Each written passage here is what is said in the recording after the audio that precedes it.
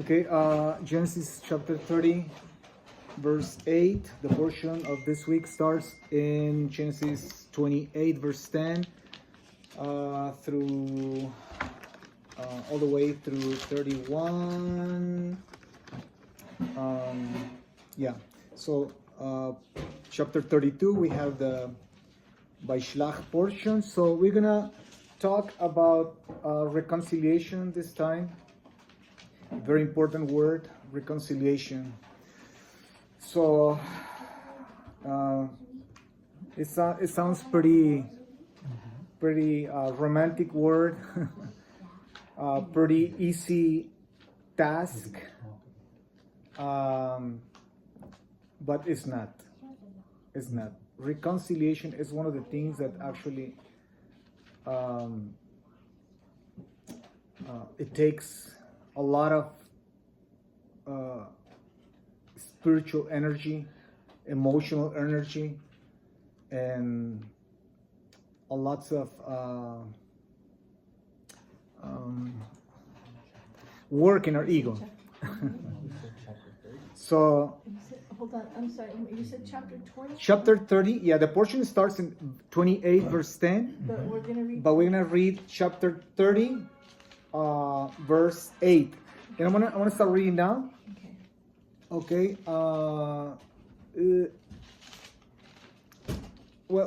So if you know the portion, we don't have to read from verse 1, but let's if you know the portion, you know we have the Rachel already conceived. Leah already conceived, the first wife of Jacob, of Israel, already conceived the firstborn, Reuben, Shimon, Levi, and Judah. Okay, the four sons. And then she keeps going. She was fertile. This lady was, fertile, very fertile. And in chapter 30, it's like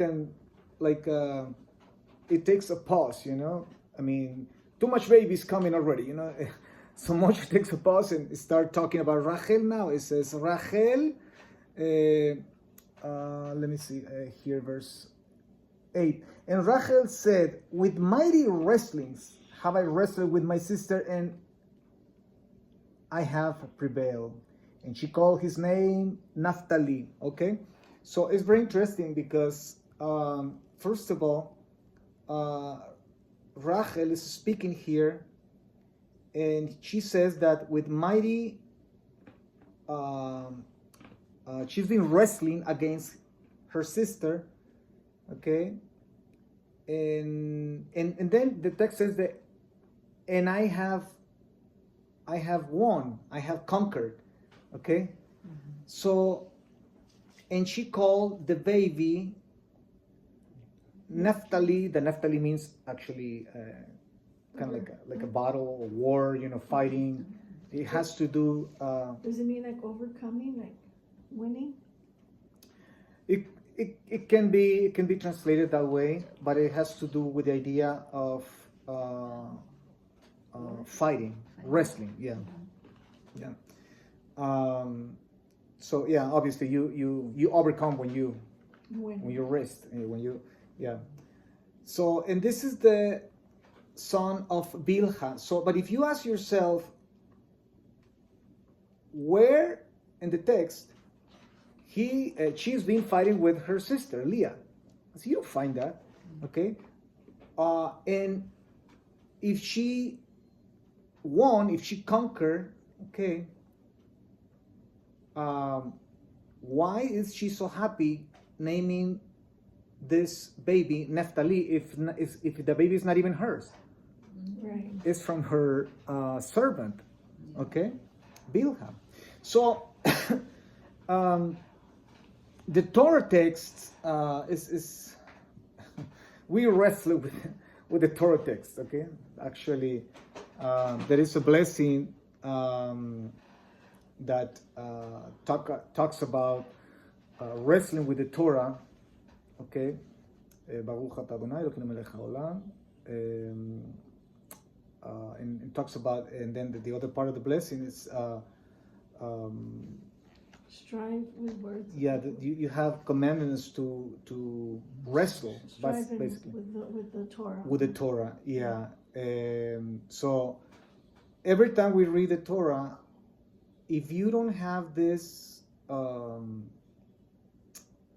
feeling of discomfort, or this question marks in your head, or it's because maybe you are not reading the right way. Yeah, we always wrestle with the Torah. Why did God do this? Why did Hashem say it? Why did they do that? I mean, there is always these things in our minds. And I said this for those that think that the Bible is such a beautiful book, and it's so clear and everything is so specific. And no, it's a very complex text, very complex text, and God calls us to wrestle.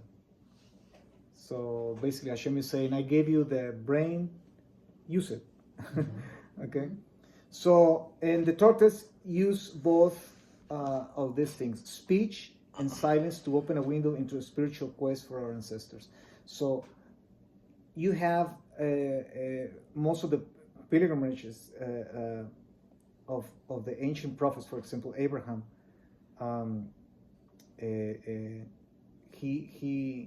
God calls him, and he goes to this mountain. Okay, look at all the prophets. They are called to silence, to isolation. Okay. And what does Abraham do when he goes to Mount Moriah, for example? He said to all his servants, "You guys stay here. Okay, I'm going along with my child." So you have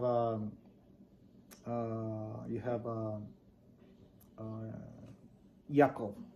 Okay, Yaakov, and actually we see this in the next portion. When he tells not only his servants but his wives, his kids, cattle, everything, leave me alone, And what happened that night?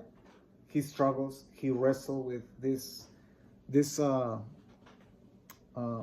mysterious being that we said that he was an angel, but honestly, we don't know. And the prophet Hosea, or Hosea in English is Hosea? Hosea, yeah, mentions that Jacob wrestled with the angel. It's the only verse that we have, but he there is no mention of when, because if you see the life of Jacob, his whole life was wrestling against the angel or with the angel, one of the two ways. And so, but we don't know, and that gives some a window to the ancient sages to speculate. Who was this being? Some people said that he was Eliphaz, the son of Esau. The Eliphaz was sent by Esau and said, "You go and take care of your uncle." So, and but that's it's too stretchy. We're stretching the text, and then they say that actually was Esau, and then because when he saw finally his brother, when his brother is coming, and they hug each other and they kiss each other, Yaakov said, "I have seen your face like the face of God," he says, and one night before he fought with this being that he said, "I have fought with God face to face." Some people speculate, that he fought with Esau, and others go beyond that, that actually that was more a fighting with his past, with himself, and I'm like, okay, but how can you hurt yourself, to the point of start limping, because you fought with yourself. I mean, you have to be emotionally out of balance, to. Did you ever see that movie Fight Club? No. Where this guy is fighting himself? No. Did you see him on the videotape? And he's fighting himself. Like he's and he hurt himself. He's beating himself up. Yeah. Oh, wow. Remember that? Okay. Yeah. Yeah. Well, I believe you. There have been some guys that, that emotionally, totally out of balance. And that actually he was fighting with his past because he kind of knows that his brother is coming. 20 years after, he thinks that distance and time took care of the business. but indeed, it didn't, you know. So actually, he comes 400 times more angry, because we read the text, you know, that he comes with 400 soldiers, warriors, you know, just to kill one guy, you know. So, and finally, we have the most accepted version, you know, that, yeah, it was an angel. You know, it was an angel. Well, in Christianity, actually, they stretched this a little farther, that they said this was an epiphany, you know, that was the Christ, you know, before his incarnation, you know. That's Christianity's interpretation, or one of the many interpretations. But the one we actually, the most accepted, is that he was an angel. Yeah, or God's manifested via angelical. Yeah, one of those two. So,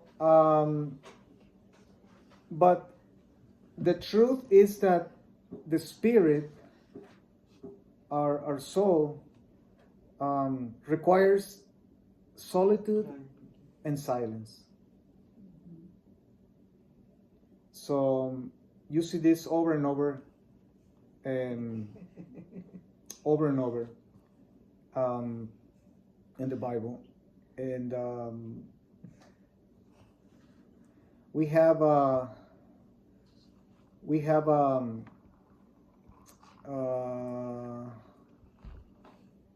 don't like to read my notes on this modern stuff because I'm so archaic. Yeah, there's nothing like a piece of paper, you know. So, in this story of Rachel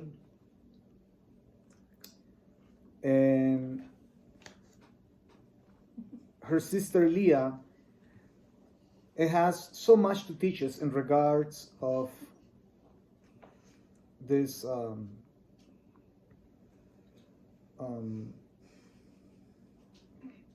moral responsibility that we all have, that is to find reconciliation every time we made a mistake. Okay. Immediately. And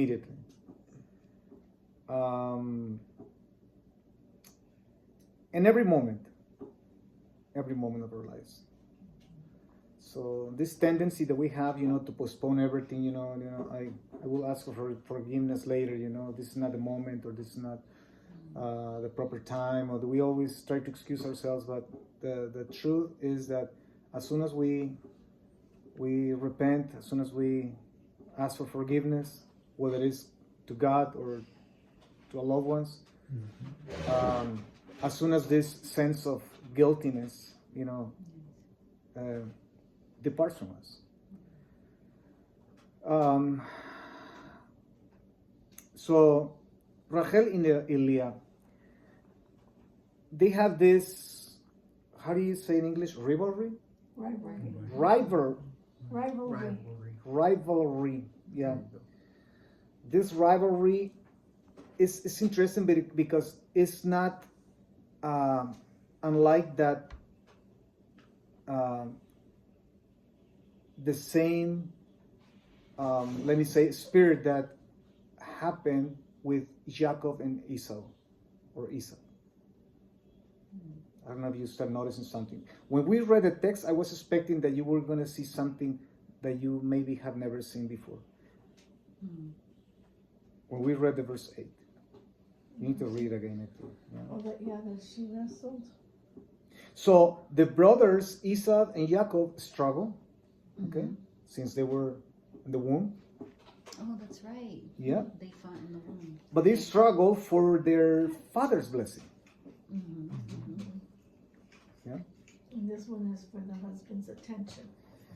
The sisters struggle for Jacob's love.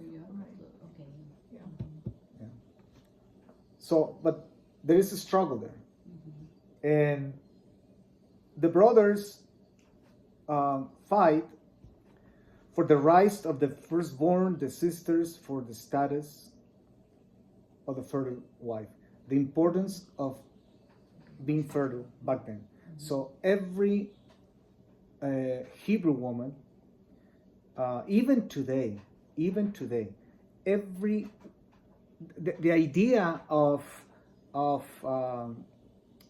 the Jewish Orthodox families and ultra Orthodox families, so having many babies. Have you seen Oh, yeah.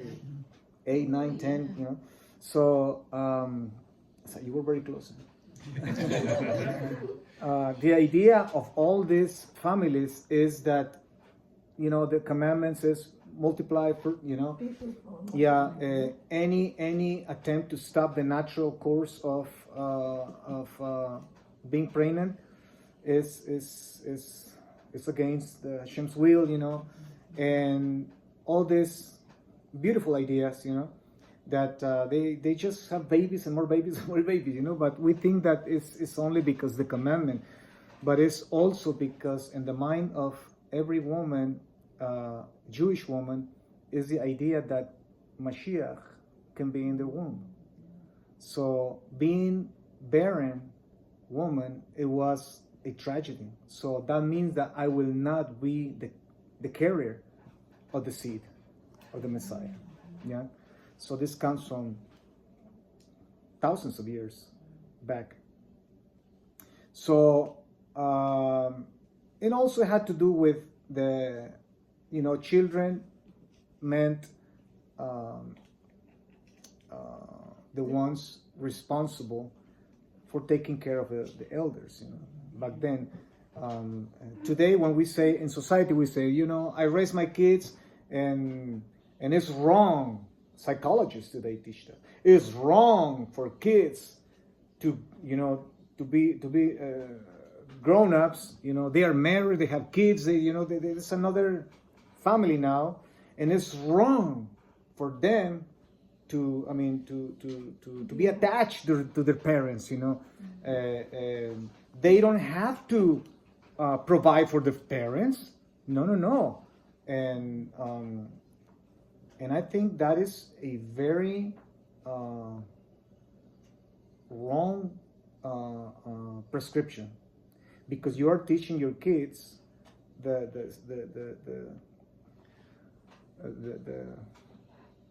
you're giving the recipe for them to make all this here in America, all these guys that own the retirement centers, you know, more even richer. You know? So it's wrong. I believe that we raise them, and we are not expecting, you know, that they have to be responsible but they cannot be just detached from their parents. If the parents need them, you know, the moral obligation of a kid is to be there, you know, for their parents. So because they will go through the same. I mean, it's a cycle, you know. Yeah. So Jacob's long journey away from his brother's enmity leads him back. So finally he says, you know, it's time to go back. It's time to go back home. After all these things that are happening with my father-in-law, Laban, that he was, according to the commentaries, the sages, they said that he was a magician, you know, a wizard. So, yeah. And after Jacob's struggle with this mysterious being, or the angel, finally the two brothers meet. They get together, you know. And Esau embraced Jacob, and both wept. Interesting, later they together buried their own father, Isaac. That is in chapter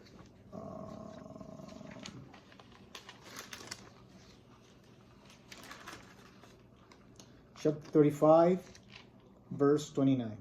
Okay. From that event, you don't see Jacob and Esau together again. It seems like they split, and they did because the wealth was so much. They basically, it happened almost the same thing that happened with Lot and Abraham. You know, we had to separate because there is no room for us. And remember, wealth back then was Cattle. was about cattle, and land, agricultural, and so there is no room for both. So let's separate, But this is the last time that Esau and Jacob, Esau and Jacob, get together. So there is no other meeting for the two brothers. So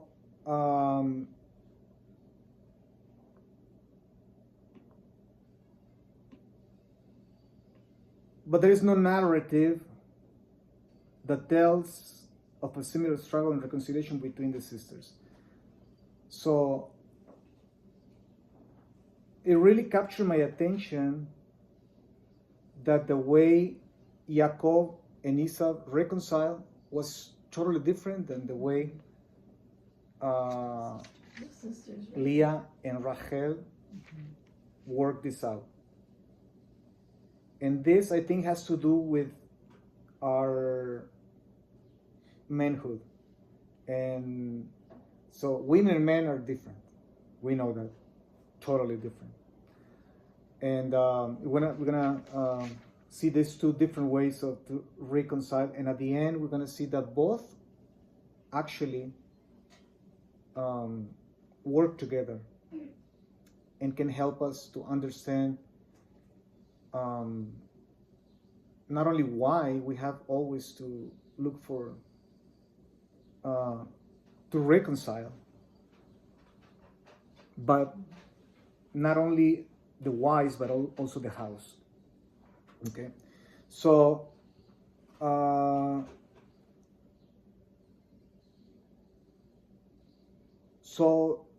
Rachel gives birth to kids. Okay, Leah at the end is how many kids? 6 plus Dinah. plus Dina, the last one, plus the other ones that had their servants is about 8 or 9. She is the one that takes the whole cake.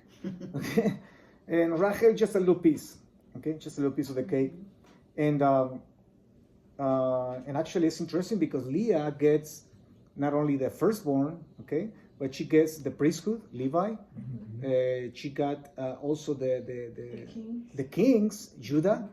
So Leah got a very, very good portion, okay, in her legacy. And Rachel, well, Joseph, she got a very, very good part also. But in quantitatives, in numbers, obviously, Leah is the one that takes the biggest part of this cake. So, and it seems like every time they both give birth, they were more distant and farther and farther and farther and farther. So, and Rachel actually it's very interesting because when they die, Leah died. Remember where Leah was buried? In the cave, In Machpelah, she was buried actually with the husband, with Jacob, in the same cave that Abraham was with Sarah and Isaac and Rivka. And according to ancient Jewish tradition, the reason why Abraham bought that land, remember that land, because the belief that Adam and Chava were buried there also. So Abraham said, I want that piece of real estate. Yeah, so we don't know if that's true, but it gives some beauty, to the passage. So, so Leah died, and both are buried separate. So Rachel is buried where? Not even in a cemetery, not even in a holy place, if you want to call it this way. But she was buried on the way. Yeah. So next to the road, there's no, we won't make it, to Machpelah if we want to bury there. So she died on the way, and that expression "on the way" Could it mean like following the Torah? it means a lot in regards of this idea of reconciliation. Okay. Yeah. Yeah.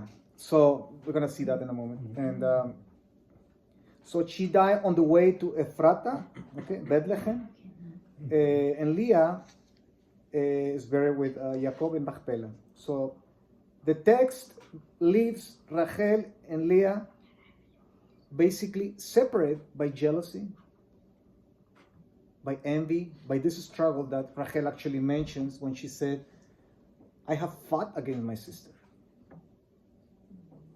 Yeah, no worries. This happens in the best families. You know? So even death, the text never give us a hint that they actually talk about all these differences, you know, and all this jealousy, all this envy, all this frustration. Why did God gave me beauty if I don't have kids? Rachel was beautiful. And Leah, why did God, you know, well, she was cute also. But why didn't God make me so beautiful as Rachel, you know, but I have so many babies? Yeah. So this so-called unfairness in life. Yeah. So they die, they buried, they separate by jealousy. And Jacob and Esau, the text tells us that they end in each other's arms. Isn't that something? So, Genesis 38.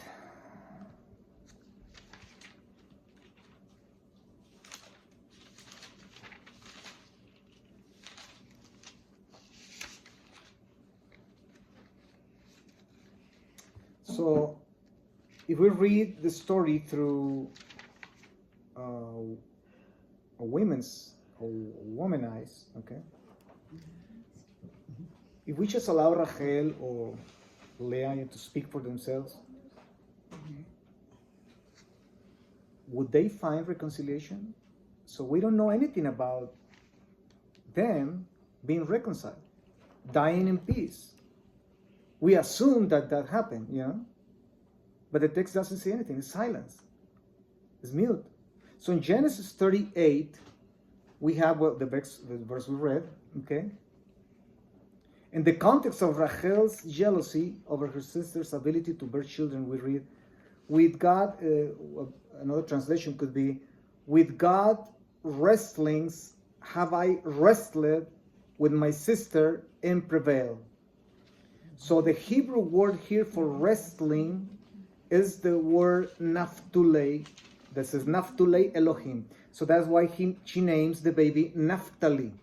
Wrestling, fighting, okay, engaging in a struggle, in a battle.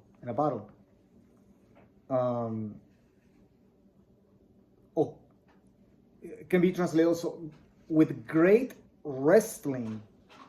Okay, I have wrestled with my own sister.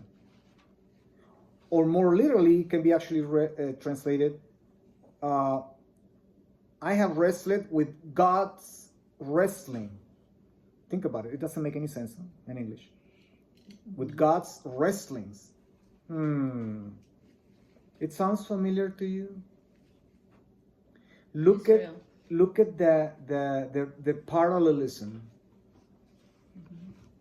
The parallel of chapter 32, verse 25, when we finally get to this other portion by Shlach,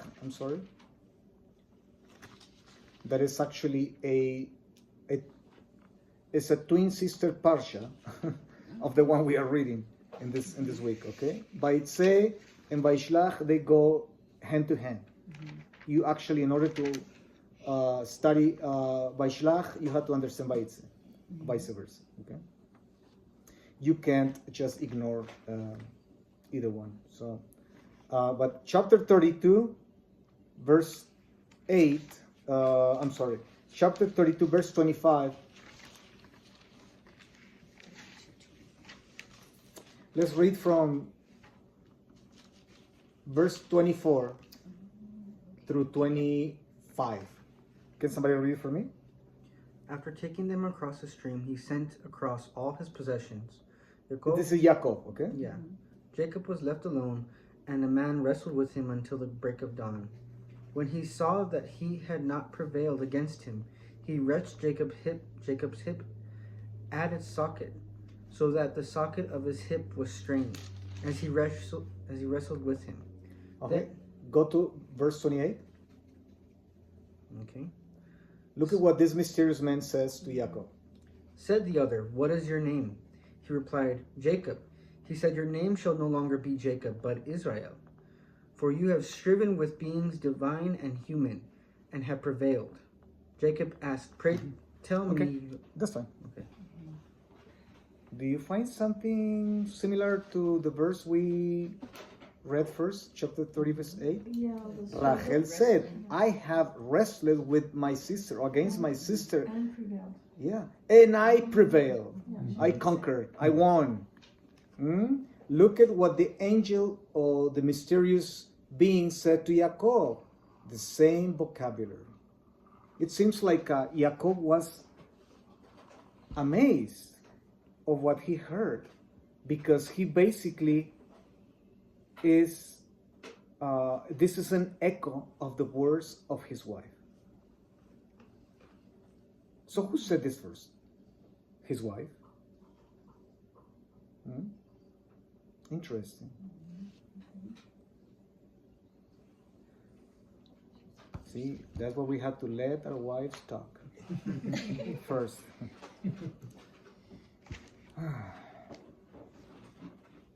Yeah. So later, in this chapter 32, verse 25, in describing Jacob's encounter, reads, "Then Jacob was left alone." Alone. But where this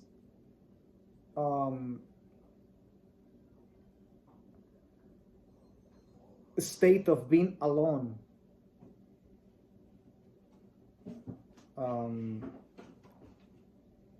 started. You know where? In the heart of Yaakov himself, because he had this idea to be alone. Wives, cattle, servants, kids, everybody, stay on the other side. Actually, later on, he actually split the family, the whole campament in two. But leave me alone. Loneliness, one more time. Leave me alone.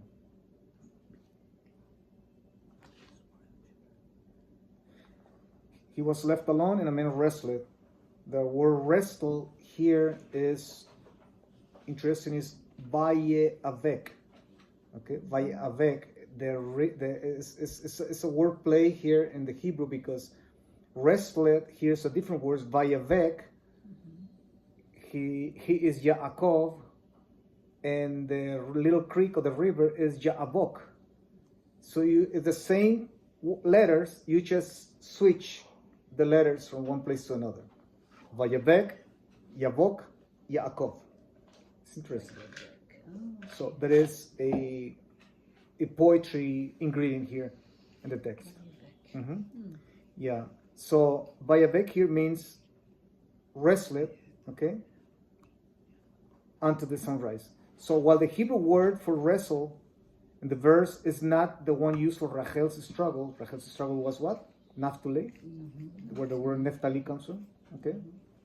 So the two contests are very similar, very similar. So it's like I said, like an echo. Okay, like an echo of what happened to the wife happened to the husband. Yeah. The only difference is that the wife was wrestling against her own sister, and Jacob, is wrestling against this mysterious being that is most definitely sent by Hashem. Whoever or whatever this thing was, the many interpretations that we have, So that's the only thing that makes the difference, and I think it's a big difference. Okay, because at the end, the story of these two wrestlings and these two stories of reconciliation, the history of the Jews and the history of the world is defined by Yaakov's wrestling and not by Rachel's wrestling. She participates, of course, in history, of course, but the story is defined by Yaakov's wrestling. Your name will not be, Rachel's name was not changed. Rachel's physical health was not harmed. Okay, the mentality of Rachel stayed the same. Same jealousy, dealing with the same memories, with the same frustration. Yeah, the mentality of Jacob changes. Now he's a humble, broken, crippled. Yeah. He's not a mama's boy no more. And that night he was dirty and stinky because he was wrestling with this guy, till the sunrise. So I think that when Esau saw Yaakov, he was like, is this the guy that I came to kill? And he changed his mind. He saw him so beat up. Yeah. In such a bad shape that he said, you know what? Hey, 400 guys, forget it, This guy broke my heart. He goes and hug him and kiss him, That actually the Midrash said that when he jumped on his neck, he actually tried to bite his neck, Esau. The Torah doesn't say that, of course, but the Midrash said, he tried to bite his neck, and when he did, he almost broke his teeth because the neck of Yaakov, it turned like a marble. Oh, wow. Yeah. So it sounds like a storytelling. Yeah. The Midrash, yeah. I love the Midrash. Yeah. And yeah, it actually it makes the Torah event, more. It gives you food thought, for your imagination. Yeah. So, and even though there's people that believe that, okay, you talk to many Jews, they be, oh yeah. His neck turned to. Oh yeah. Marble. He's turned marble. Like, He's like a, almost like a Greek god. yeah. He almost broke his teeth, So yeah. Okay. So we have then that.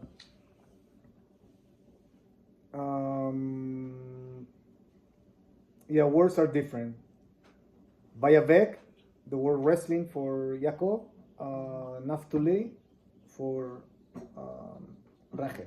Okay. So, yeah, Jacob's struggle is with God. Okay. So think about this.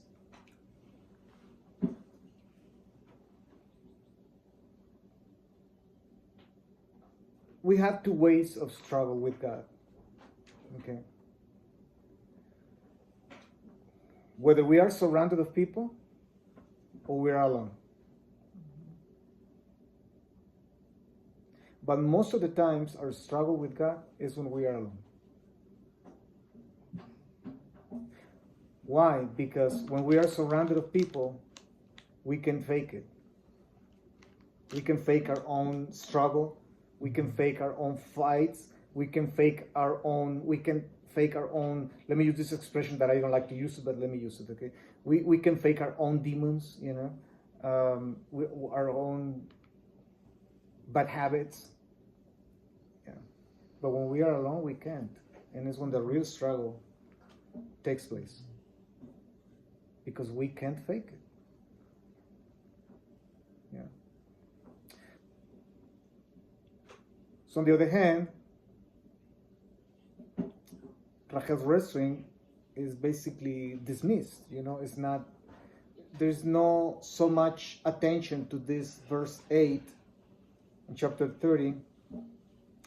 And it's basically dismissed as nothing more than a fight with her sister. So it's a women thing, Ignore it, you know how women are. So No, tell us. yeah, no, I'm not saying it's a saying. It's a popular saying. Yeah. Yeah, I'm married with one. Tell me, So- how is it? How is it? Yeah. So Jacob's struggle tells us that before we can meet the other, reconcile with our enemy, find peace and acceptance. In order to find peace and acceptance, what do you have to do? What do you find peace?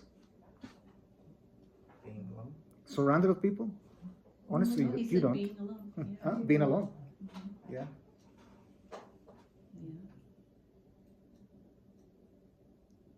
Quietness Yes.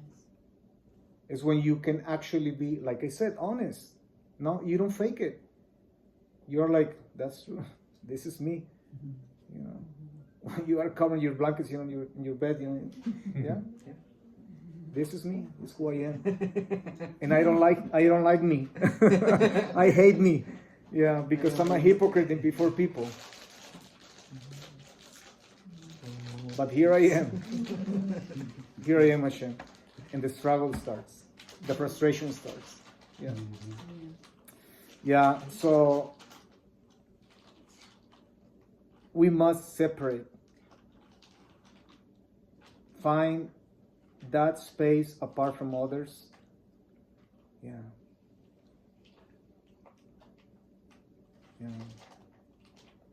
To come to know ourselves better. The movement of the Parushim, the Pharisees, that's how they started. Actually, the word Parushim, Parush means to separate, to distance from others. Because solitude was it was like, spiritually speaking, it was one of the greatest commodities back then. Even today, silence. Rabbi Shimon, Pirkei Avot says, and the Talmud says, I grew up my whole life surrounded of wise men, and I didn't find a better thing than silence. I didn't find something that can actually surpass the value of silence, the value of solitude, the value of experiencing being alone, so that I can come back to society and being able to interpret life in the right way. As long as we stay surrounded of people, as long as we stay surrounded with distraction, bills, and this, and that, and all these things that keep us, distracted and preoccupied. Just getting here, and I have to apologize publicly here because I committed a sin. Yes, I did. Yeah, just that's why I sent you a text. Yeah, I had to apologize in front of my wife. Yeah, this lady, she, I don't know. I think she was on the shoulder. She passes. We almost crashed in the freeway, and I didn't see her because she was so fast.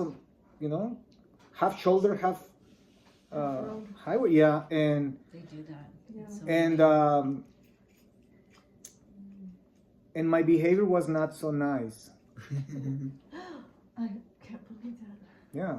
So, yeah, and You were human? and actually, I have to confess, even in this moment, my wife is right here next to me, and I feel still guilty. I feel still uncomfortable with myself. And why should I be such a hypocrite, and saying that no? But that woman could have killed us, literally, and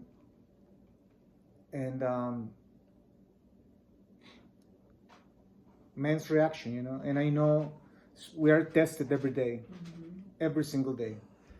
I didn't allow the thing goes beyond that point, but I could have, done something worse or say something worse. There were no snakes out of my mouth, no worries, nothing like that. No. But my behavior, my reaction, was not the reaction of a humble man, spiritual man. And why? Because I saw my life in risk, my wife's life in risk, and one of those moments that you just react. My humanity pops up, So, and I have to apologize, Mama, again. Forgive me publicly. And this video is gonna go on YouTube. And sorry guys, this is me. Struggling, always struggling with ourselves, and this is our daily life. A person that says that hasn't committed a mistake of a sin and is not willing to confess in public, and I doubt his spirituality. Why do we hide these things? I'm not saying that we are to speak publicly about daily mistakes. No, but this thing just happened. It's outside of the oven. Fresh, and I think I feel this guiltiness still, and I hate that because that is not me. It's the old me. It's the elderly me. And I don't want him back, So thank you for forgiving me. Thank you. She didn't say she forgave me. So you know what? And my mouth is dry now. Can I have a coffee or a water, tea? You want coffee or water? Or Whatever, whatever you have. Well, Just tell me what you want so I can get it. maybe water. Water? Yeah, Okay. thank you. Yeah. So, okay, after this confession, let's keep going. Talking about reconciliation. Yeah, so, where were we? Well, can I say something? Yes, about please. that? When you were mentioning about the solitude and being alone, it made me think of Yeshua, how he would often go off by himself, to pray Mm-hmm. and spend alone time. Yeah, We should be doing that. exactly. Actually, have you watched my last video on YouTube? Well, it's in Spanish. But if you just watch the video, you're gonna understand, even though if you don't speak Spanish, but you are gonna understand the spirit of the video. So the beauty of silence, the beauty of being outside, looking up, to the stars and a new moon, where the sky is so dark, you can see all the stars and shooting stars. And thank you. Yeah.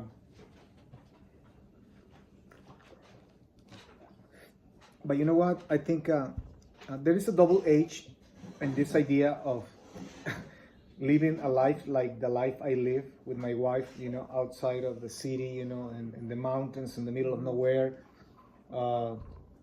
Because you get used to, after 8 years of living there, I used to that silence. I used to not to be interrupted, by ambulances, by traffic, by crazy people like this lady, and by thieves, by crime, by all these things that happen here in the city, that when I come to the city, I don't feel comfortable at all.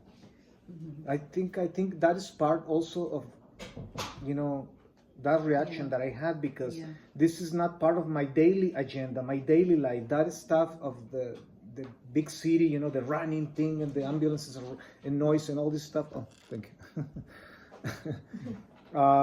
It's not part of my life anymore. It was, not anymore.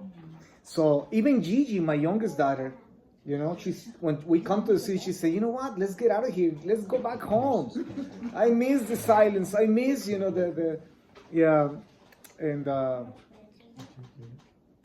I don't use it as excuse, but I think it's a very good one.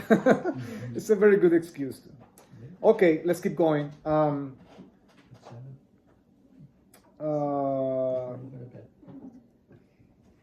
So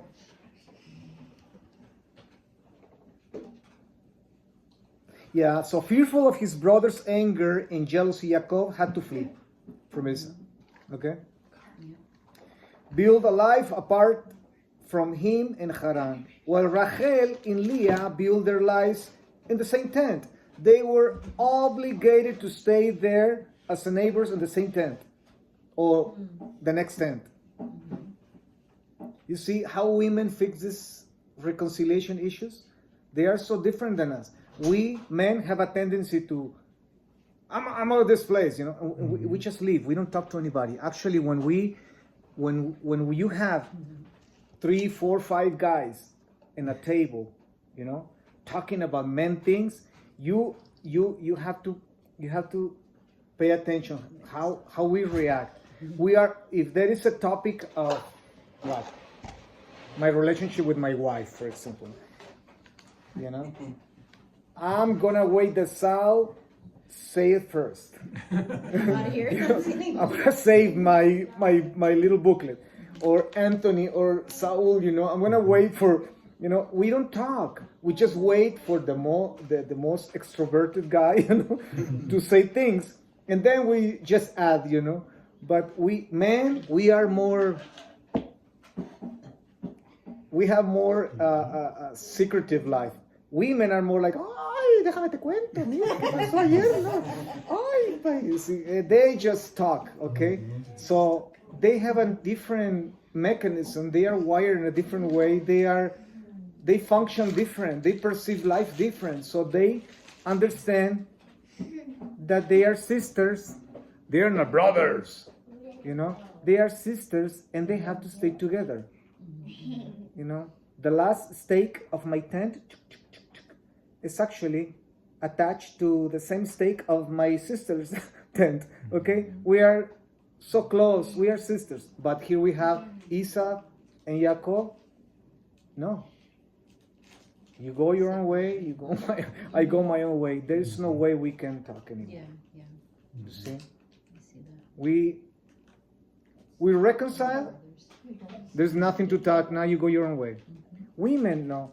Women reconcile, and they are always bringing something from the past. Eventually, something is going to pop up, you know. But they reconcile different. Yeah. Men isolate. Yeah. Look at the only person, the only woman that we find that actually is isolated in the Torah is the whole Bible basically is well, it's two.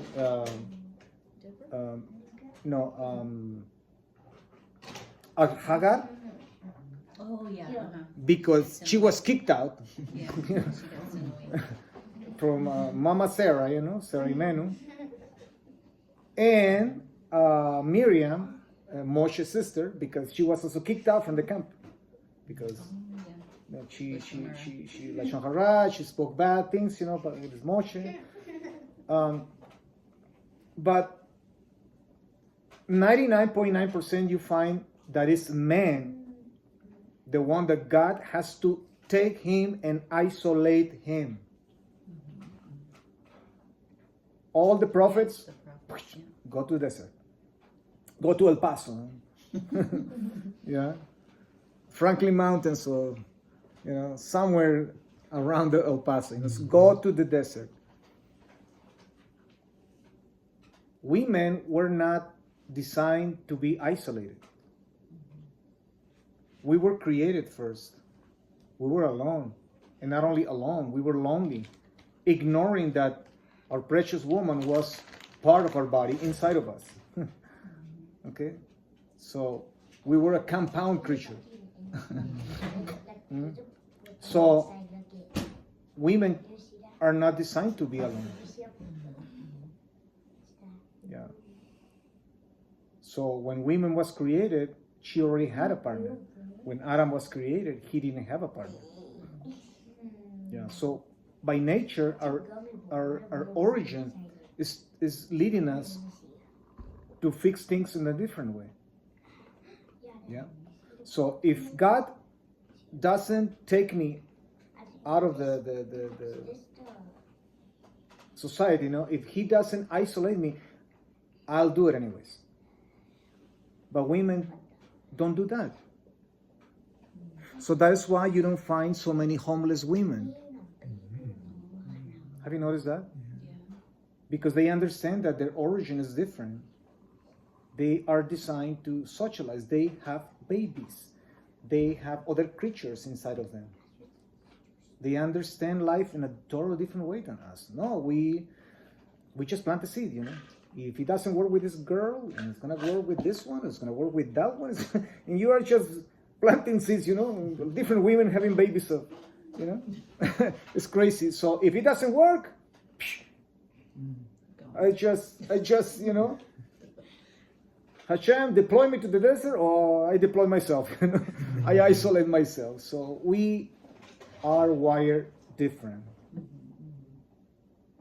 In a total different way. So we have this here and this two sets of sisters and brothers. So alongside each other's, Rachel's struggle teaches that reconciliation is not a process apart from other people, but reconciliation is a process with the people, with them, being there. I don't move from here. Why am I going to go? When husband and wife fight, why am I going to leave? You live. Yeah. Who says that? The woman. This is my home. These are my kids. To the sofa. No, the sofa. Go with the doghouse. So, yeah. So, and that we come to better know ourselves through the eyes of another human being. Yaakov tells us that the spiritual search demands solitude. Look, it's a different way. Yeah. You know something? Demands solitude. Rachel and Leah tells us that it demands engagement, commitment, a moral obligation with others. Yeah. So,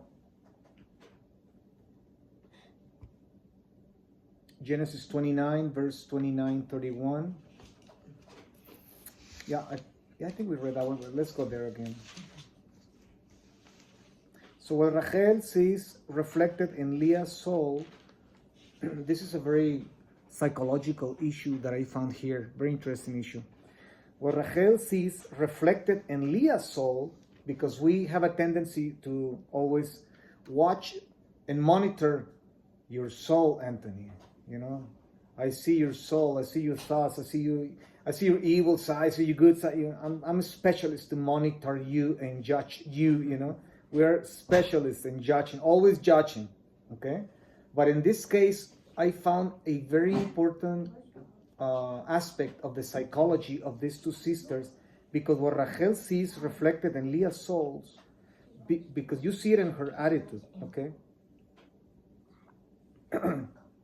What she sees reflected in Leah's soul are the unloved, can I use that word, unloved? Yeah, unloved parts of herself.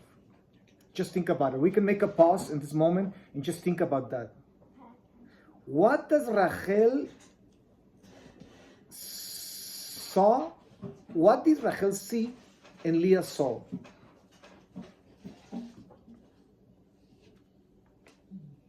Why she says, I fought against my sister. Wait till you see. You don't see that Leah is fighting with Rachel and Rachel with Leah. No. Because the fight that Rachel is talking about is a inwardly fight that she had. The fight that she had against her sister was her own reflection, because she was jealous. She was envious. That's the truth. She was a mother, but she was a human being. Like myself, I just confessed my sin, driving in the freeway. So she went through this human experience of experiencing envy, jealousy, frustration against her sister This is the fight that she's talking about, that she fought against Leah. Because you don't find them fighting, and putting one purple eye, and breaking an arm. And you don't find them arguing. You don't find them in the text. They don't fight that way. But it's an inwardly fight that Rachel had against Leah. And Leah felt so uncomfortable because she was made so beautiful. And my womb is having babies. But it's like if my womb is empty because nothing can fill this void. Why Rachel is the favorite and I am rejected? You see? Yeah. So Rachel sees reflected in Leah's soul are the unloved parts of herself. It's a projection. This is actually, in psychology, that's what it's called. I'm projecting myself in the life of other person. I'm criticizing Saul, okay? Not because Saul is wrong, because how I wish I can have the attributes and the achievements and the goal that Saul has, okay? And because I don't have it, I have no choice, but I have to focus on the sins of Saul because I need to borrow from him because I don't have the guts to criticize myself and grow myself. I had to borrow from Anthony his sins. If he doesn't have any sins, I had to invent a sin to criticize you in order to justify myself. Because how I wish I can have your life. How I wish I can have the children that Leah has. And Leah, how I wish I can have the beauty that Rachel has and being the favorite. Can we exchange? Can we exchange babies for beauty? Think about it. So we don't read of Rachel as the unloved one. Okay, look at Genesis chapter 29, verse 29 and 30. Can you read it for me, please? 29.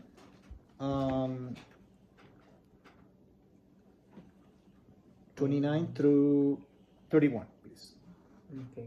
Laban had given his maidservant to Bilhah, right? To his daughter Rachel as her maid. And Jacob cohabited with Rachel. Also, indeed, he loved Rachel more than Leah. And he served him another 7 years. The Lord saw that Leah was unloved, and he opened her womb, but Rachel was barren. Leah conceived and bore a son. Okay, that's fine. I'm sorry. Yeah. So, verse 30, it says that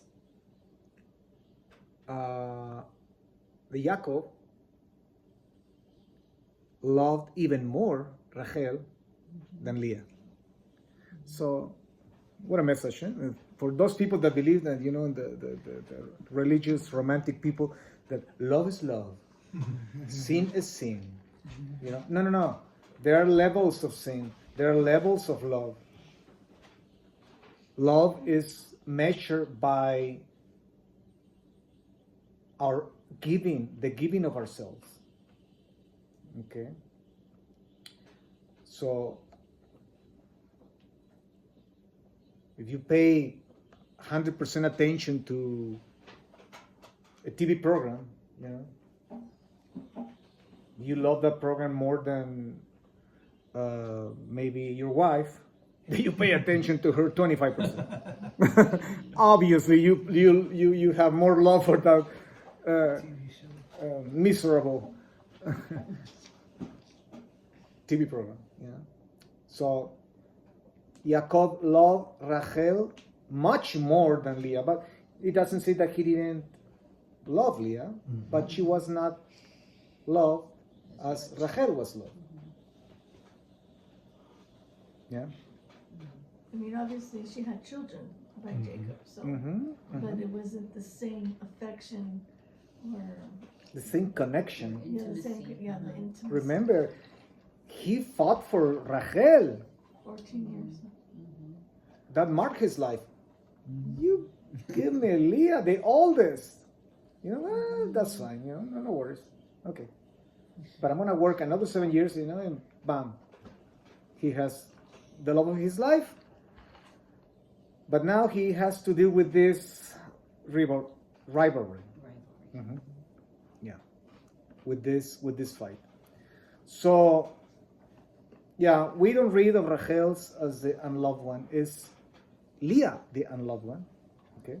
Yet her father offers her older sister to her beloved Yaakov. What a drama in the Torah. Huh? Yeah. When you think about your family, if you think that your family has a black sheep, or your family, you just share something with us, or your family, or my family. My goodness, think about the family of our father Yaakov. Yes, I mean, remember It's a soap opera. when he went to before Pharaoh, he says, "Few and troubled have been my days," because of How old are you?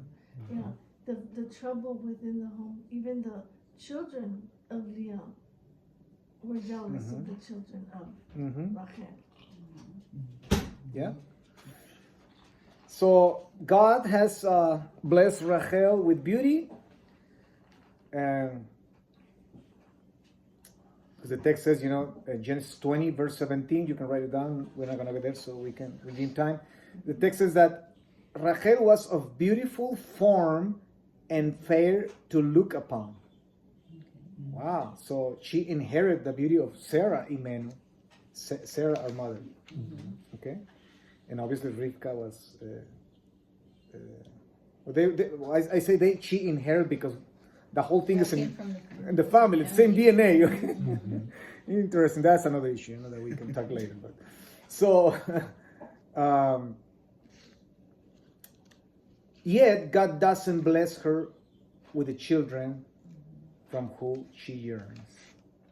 So God blessed me with beauty, but not with babies. Okay? So she can claim neither her father's love nor God's love.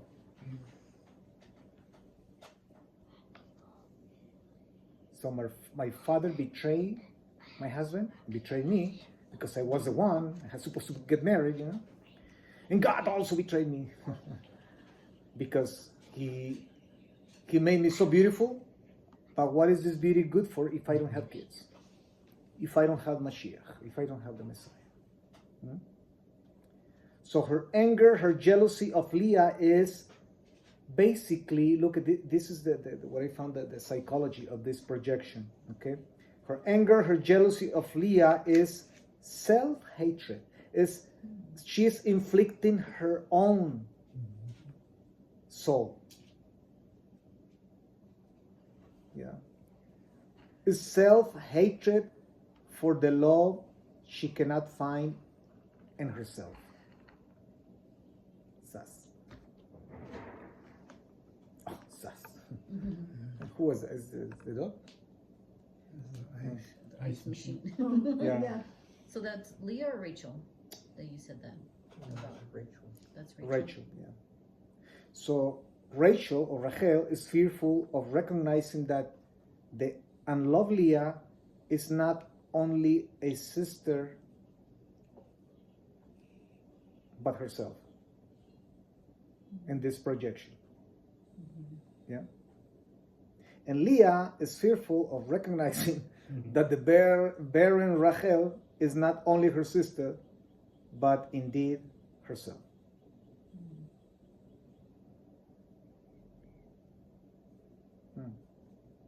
So the fullness of her womb, and Leah's womb, okay, does not compensate for the emptiness in her life. So both are with emptiness. One with many children, but still empty, and the other one with beauty, okay, And the love Still of empty. Yaakov. the love of Yaakov, but still there is an emptiness. Interesting. So this thing of our humanity, that we will never, and we will never be content. Sooner or later there will be something that is gonna make me feel discomfort. It's very rare, very rare, 1 in 10 million, I don't know. Very rare. Till this day, I haven't found one person, because I know that if I found that person will be a hypocrite. But till this day, I haven't found one person that can actually can say, you know what, with all the years that I have lived in this world, I am content with everything that happened to me in life. I have never complained. I have never had any, issues with God, with society, or my boss, my wife, my kids. You won't find a person like that.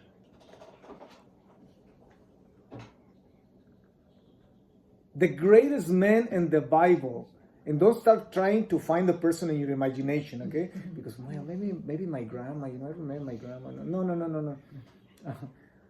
But when you read the Torah, you have all these great men. I mean, the greatest superhuman people that experience God in a way that blows your mind. And look at them. They were always depressed. They were always, Right. arguing with God. Why God? Why the good people suffer and, the evil prosper, And they were good people, beautiful people, holy people, righteous people. But they were human beings. Yeah, part of our humanity. So their rabbis, the ancient rabbis, imagined that Jacob's struggle with the angel is in fact a struggle with his brother Esau. Okay? If we take that version, let's just for the sake of the point that I just want to make, okay, in regards to the reconciliation topic, if Esau was indeed the brother of Jacob, okay, we are using our imagination. Midrash, the Midrash is what it is. Okay, it's the imagination of these ancient sages trying to fill this void in the Torah. Okay, and many times the Midrash is amazing, but you have to understand that the Midrash is what it is. It's just an intent to fill the gap. Okay, is what it is. It's not Word of God. It's not Torah. It's not. But there is always something beautiful that we can learn from those feelings. Okay? So I said this because a lot of people, have told me that why do you quote those commentaries if it's not true, and I know you don't have to tell me that it's not true, but some of them contain some truths, some of them is just like I said, the intention of the ancient sages to help us, to get some principles, ethics, morals, of the text. So we have to, we have to struggle with all kinds of people, when we open our mouth and we do the teaching. So this is what was in the minds of the ancient rabbis. Esau was this mysterious person that Yaakov fought with that night. Okay. So, okay. Let's use now our imagination. Let's make a midrash. That is valid, okay? Because Hashem gave us the brain. Like I said, I gave you a brain, use it. Okay? Use your imagination. Actually, think about how important is the imagination in our faith, that we require imagination for our faith. Hashem said to Abraham, move, I'm going to send you to a land that you don't know, a country that is unknown for you, And Abraham, do you think that Abraham was just the frozen mind? No, he was like, oh, Hashem. He was imagining, that is going to be a land with palms and trees and rivers and birds and all kind of beautiful things. I'm going to have beautiful neighbors, and all the Hamas next to the Hamas guys, and Oh, by the way, do you know what happened in Syria? That's crazy. The dictator, this butcher, Assad, is Assad. gone. Yep. You know who helped him? Who gave him? Putin. Who helped him? You know, to say welcome. You know, welcome. Putin in Russia. Yeah, this is crazy. Well, that's another issue. Interesting. So let's use our imagination and let's imagine that the same way the ancient rabbis imagined that Esau was the mysterious guy that fought with our father Jacob. So we imagine the Rachel's wrestling with her sister Leah is also a divine struggle. It was also part of the divine agenda for these two sisters. For some reason, it's in the Word of God, in the Torah. Something has to teach us, or some things has to be embedded in the text that we need to get from this. Okay, not in vain. The same vocabulary, you know, that says, "I have fought with my sister and I have prevailed." This mysterious being, let's call him Esau, okay, told Jacob, you know, you have fought with God, same thing, and you have prevailed. So there's more there, but when let's keep going. Let's imagine that Rachel's wrestling with her sister Leah is also a divine struggle. In the end, the angel bless Jacob or Esau, okay? Or this mysterious being that we call Esau, Jacob's brother. In the end of this fight, when the sun is rising, this mysterious man blessed Jacob. And Okay? changed his name. And even changed his name. And you know what the word name is? Shem in Hebrew means character, reality. Changed his reality, changed his character, changed the rest of his life. Now the seal of a man of destiny. I knew I was a man of destiny. Now there is no doubt. Yeah. In the end, Leah and Hashem blessed Rachel. Because at the end, Rachel is not barren anymore. And now she has babies. See the same pattern. So then we have this Genesis 30:15. We are not going to get there because it's the passage when Leah gives Rachel the mandragoras, in Spanish, mandrakes. Yeah. Mandrakes. Okay. And we are not going to get there now because I need to keep going with the issue of reconciliation, okay? But this is a very important passage. Have you seen those mandrakes in a real life? No, what do they just in look like? pictures. Have you? I mean, in pictures. They look like, a little baby, like a little human being. yes. It looks like it's very creepy. It's kind of like how I wish I can use this for my custom and you know Your costume. yeah, like a custom, you know, like get a lot of mandrakes, you know, and put them in like a custom, you know. They look creepy Yeah. for people that enjoy all these celebrations, you know, the weird, creepy Halloween stuff. You know? Yeah, that's weird. Yeah. It's weird. Yeah, it looks like. it's weird. Let me see. Oh, that's so weird. But if you look others, they are more even like a human shape. Mm-hmm. But there are others like you can actually That see has the a head head, the arms, the legs. Yeah, they're weird. Yeah, and it's a root, you know. Well, is believed, you know, back then that root was aphrodisiac and also was According to was good for fertility. Yeah. You have a commentary there? Well, no, it's in the text where she says, give me Rachel says, please give me some of your mandrakes, because she wants to have. She says, oh no, it doesn't say. Okay. It doesn't say that it was to help her. Yeah.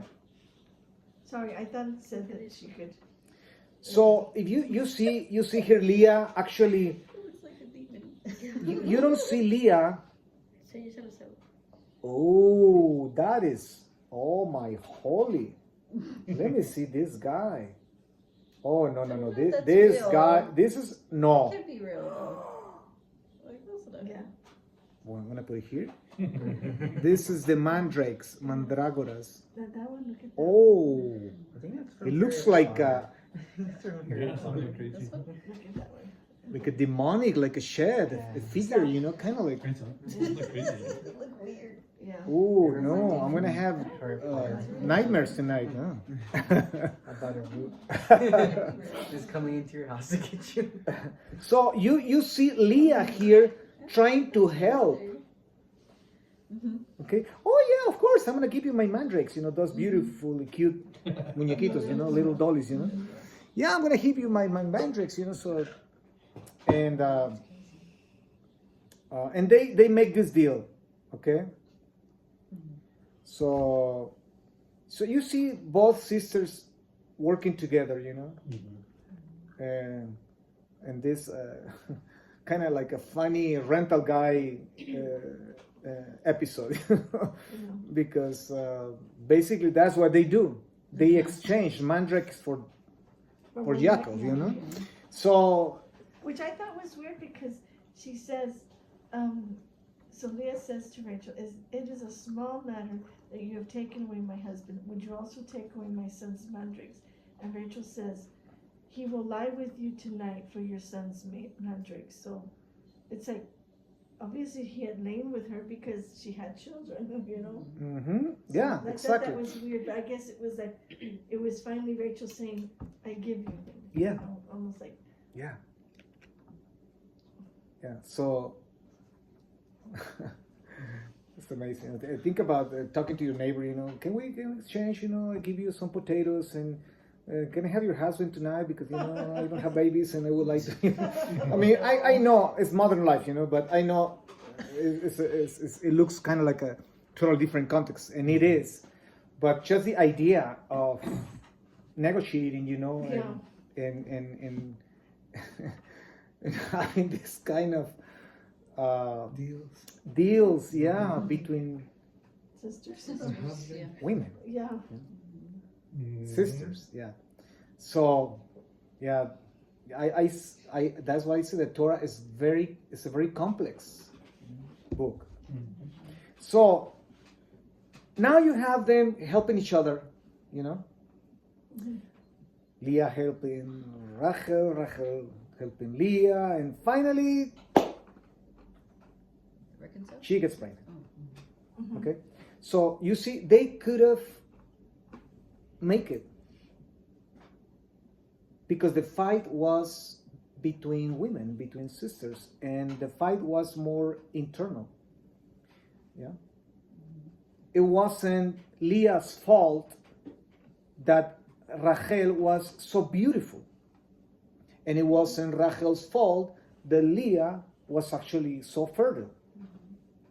They got to this conclusion, but in the case of Yaakov and Esau, it's different. We deal different. Okay. So the two sisters are not in competition, but sisters. They are not competitors. They are sisters. The result of their solidarity is new life, God's blessing, and lots of babies.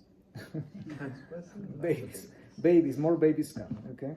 So just as Jacob's struggle is transforming, allowing him to emerge as Israel, Rachel's wrestling allows her to become a mother of the nation of Israel. Yeah. A matriarch of our people. Yeah.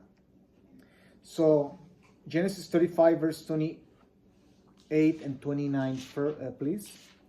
We see that at the end, Jacob's struggle, it appears, the Jacob and Esau have resolved their differences. I think we read is when the two brothers get together. Yeah. Is that the passage? Yeah, we read already. I'm sorry. But instead, interestingly, you see the records on the sacred text and the history of Israel that their descendants are depicted as eternal enemies.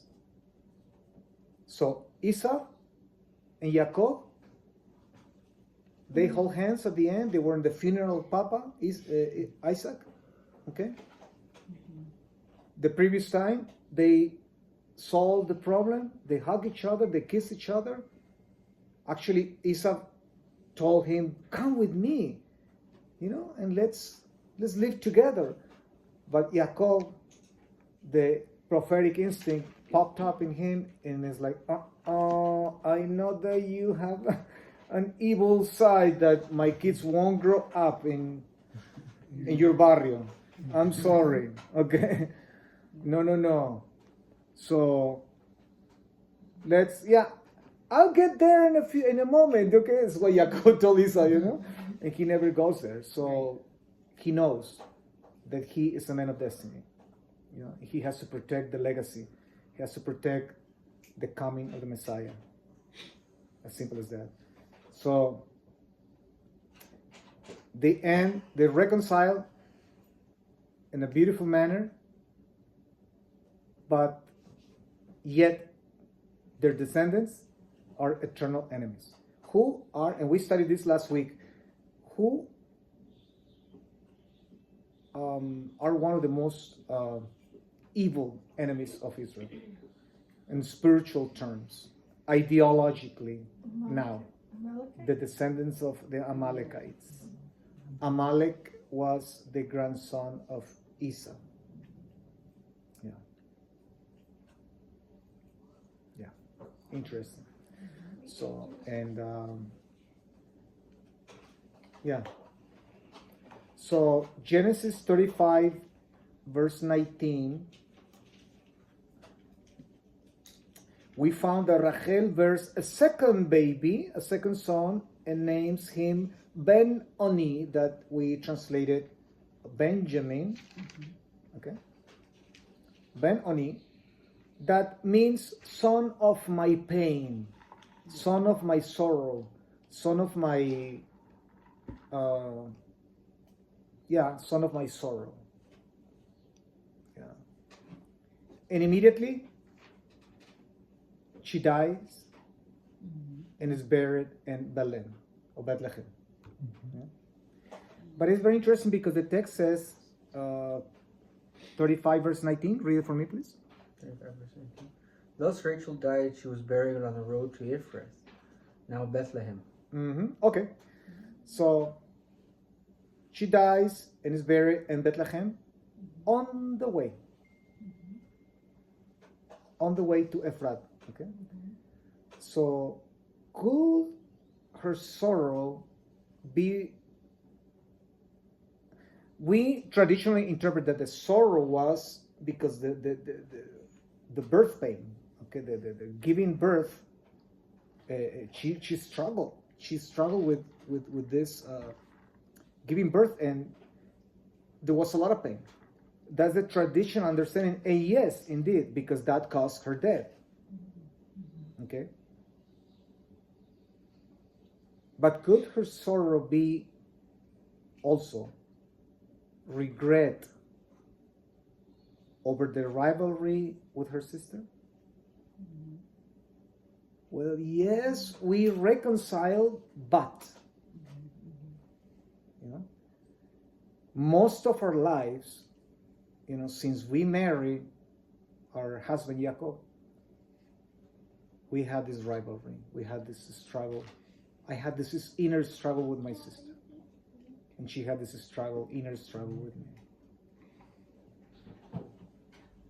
Could her burial, or the expression "on the way," mean on the way to reconciliation? I mean, I think it's a very genuine question. Yeah. So this sorrow was because they were both on the way to reconcile. In other words, to reconcile with somebody after we have done something that is not proper to that person. Sometimes it's not magical. It's not a moment thing. It's a process. Like tonight, honestly, I feel that I have to go back home and almost kiss the feet of my wife. It's a process. It's not just, okay, forgive me. No. Sometimes it's a process. This is what we learn from Leah and Rachel. Reconciliation, many times, I have reconciled with people that have done very bad things to me, and I have forgiven them. But the reconciliation has been impossible because they persist in the same habits. And you just, there's nothing you can do. But there have been a couple people, you talked to one of them today by phone, that she made our lives miserable. And finally, one time she called us and she said, you know what, with tears, I understand everything you were telling me back, decades ago. I gave my life to Yeshua, to God, and a relative of ours. Okay, and I was like, no, this can be true. I mean, if she really is telling us the truth, then Satan can come to the knowledge of Yeshua too. Yeah, kind of like that. And I have to monitor this person, for about a year, and then we met this person, and indeed, even today, she has, our reconciliation, our relationship with this person is amazing. It's beautiful. It's one of the people that I can trust blindly now.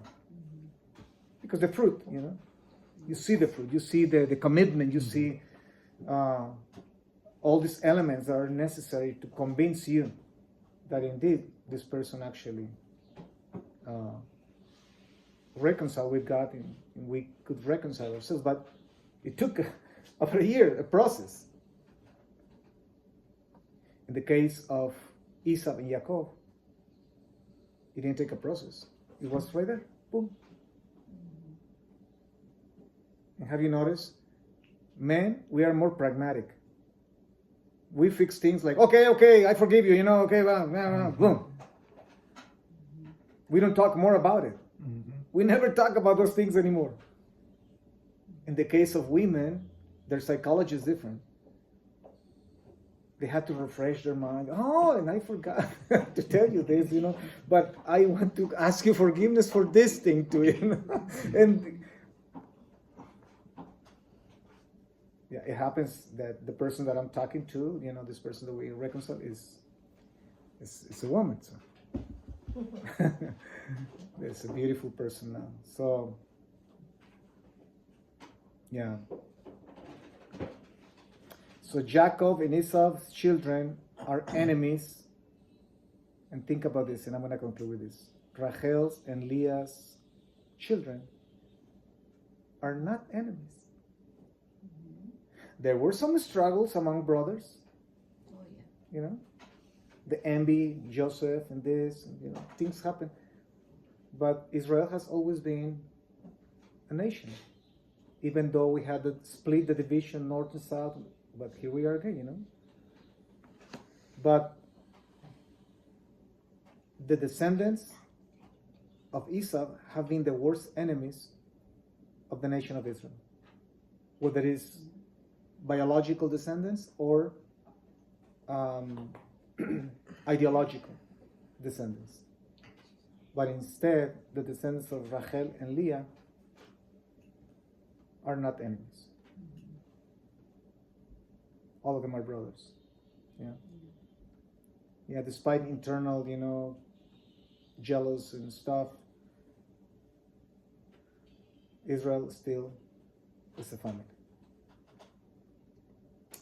So, yeah. So this is the portion of today, and these are the two ways that I found of this beautiful gift that Hashem gives us, that is reconciliation. Yeah. If you are going through something with somebody, or like if you have issues or need to reconcile,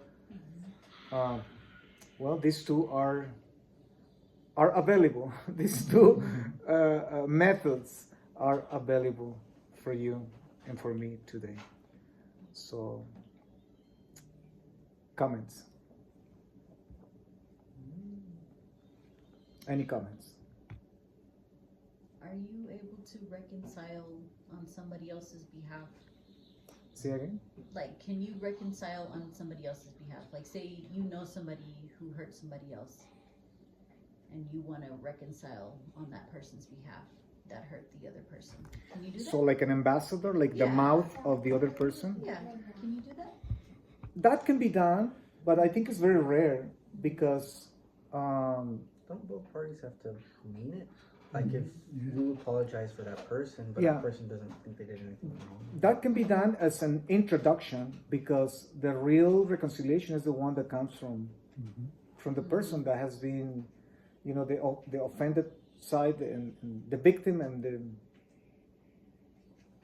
the person that has been the instigator. Okay. So, yeah, it's a very personal thing. Otherwise, it will be more superficial, because what makes the difference in all this, like doing teshuvah, repenting, all this reconciliation, repenting, forgiveness, these things have to come from your own initiative.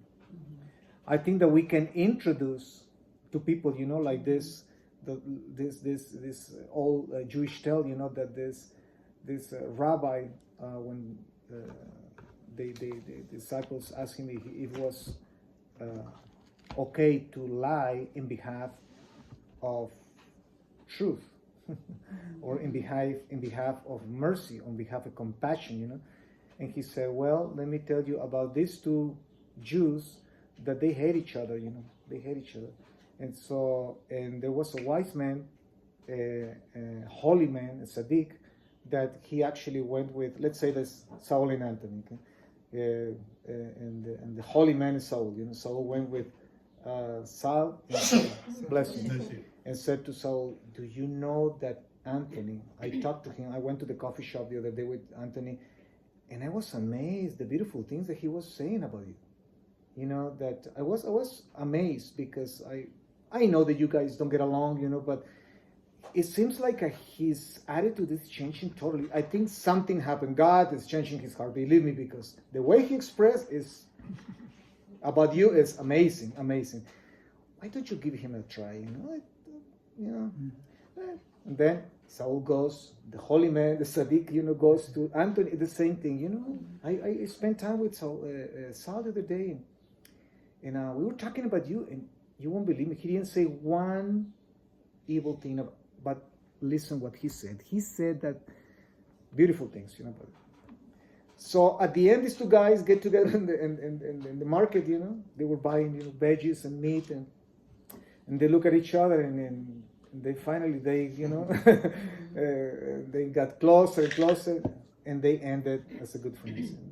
So the tzaddik planted seeds. he prepared the way, for reconciliation, but he actually was not responsible for reconciliation. So, and I think it's valid for all of us to use all these kinds of ideas.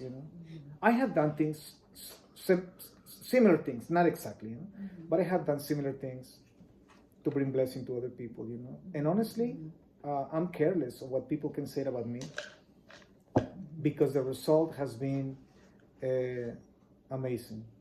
And in this case, we can use the old saying that says, the means justify the end. So, and you see the Bible full of these stories, And Except the Christ. So yeah, but it's but being in that position is an enormous responsibility. Enormous responsibility. Yeah, but like I said, can be done as a way of preparing the way. Yeah. So excellent. Somebody else? I was just curious. Sal, comment? No, I think the one thing you talked about as far as like men in isolation, and I think I can relate to that, and I think many men can relate to that, right? Yeah. Yeah.